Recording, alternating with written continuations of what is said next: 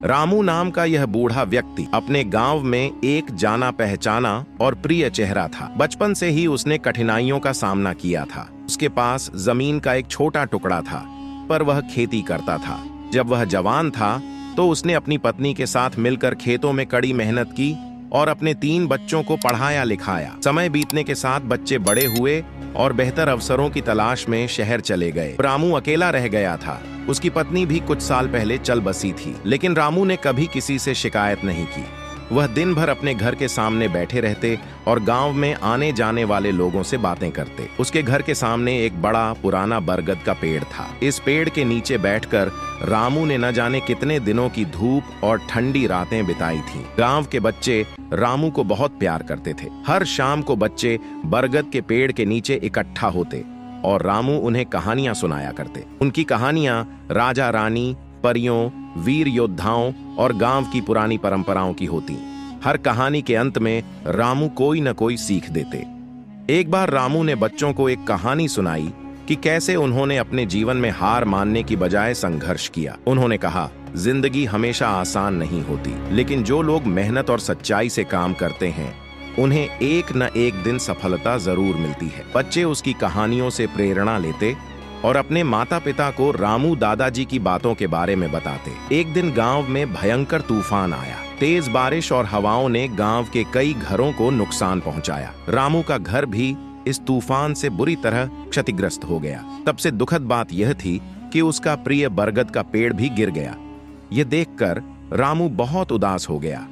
अगले दिन गांव के बच्चे जब रामू के पास पहुंचे तो उन्होंने देखा कि वह चुपचाप बैठा था।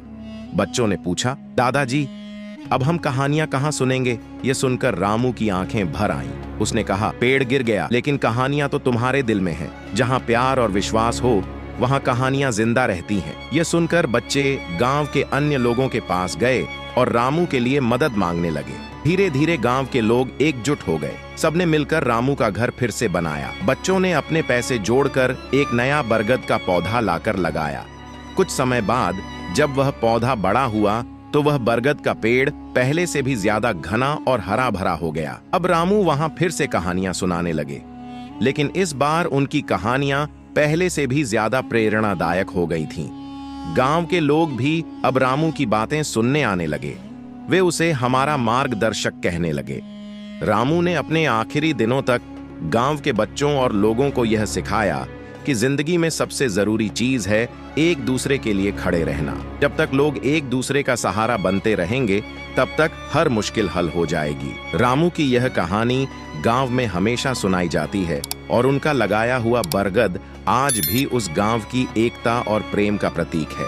एक समय की बात है, एक छोटे से गांव में दादी अपने परिवार के साथ रहती थीं। उनका नाम था दादी उर्मिला। वे हमेशा गांव वालों के बीच एक अद्भुत शांति और धैर्य का प्रतीक मानी जाती थीं। गांव के बच्चे उन्हें बहुत पसंद करते थे क्योंकि वे हमेशा उन्हें दिलचस्प कहानियां सुनाती थीं जो जीवन के संघर्षों को सरल बना देती थीं। गांव के पास एक घना जंगल था जो बहुत ही डरावना माना जाता था। लोग जंगल में जाने से डरते थे क्योंकि वहां बाघ, तेंदुए और अन्य जंगली जानवर रहते थे। लेकिन दादी का दिल बहुत बहादुर था। वे अक्सर बच्चों से कहती, अच्छा साहस किसी जानवर से नहीं बल्कि अपने भीतर के डर से मुकाबला करने में है। एक दिन गांव में अचानक अफरा तफरी मच गई। लोग भागते भागते अपने घरों में वापस चले गए। राहुल, गांव का एक युवा लड़का, डरते हुए दादी के पास दौड़ा और बोला, दादी, जंगल में बाघ आ गया है, वह बहुत खतरनाक है, मैं डर है कि वह गांव में आ सकता है। दादी मुस्कुराई और राहुल को शांत किया। डरो मत,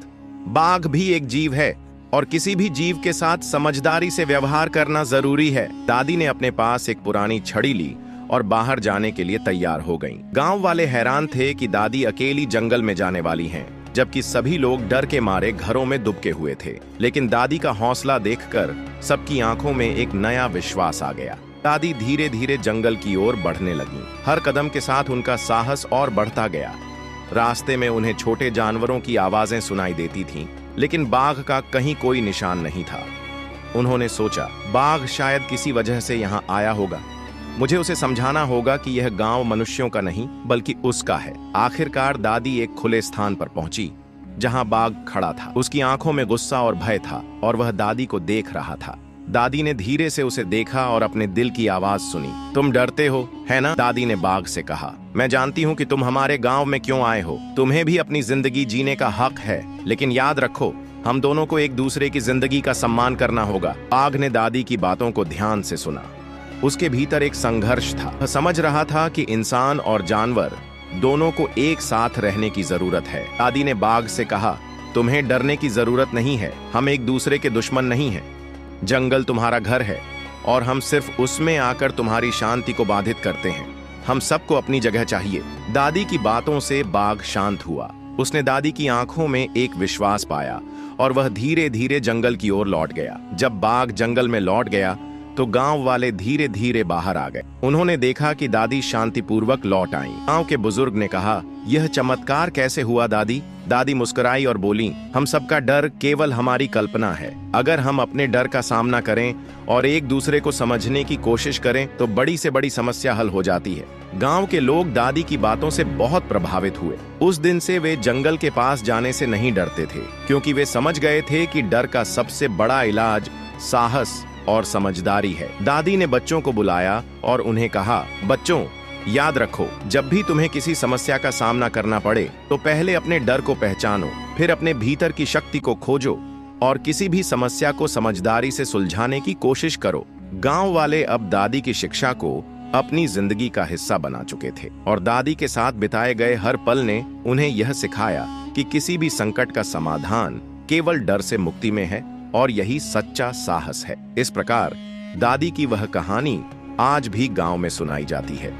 दादी उर्मिला के साहस और समझदारी ने न केवल गांव के लोगों को डर से मुक्त किया, बल्कि उन्हें यह भी सिखाया कि जब तक हम एक दूसरे का सम्मान करते हैं, हम किसी भी संकट का सामना कर सकते हैं।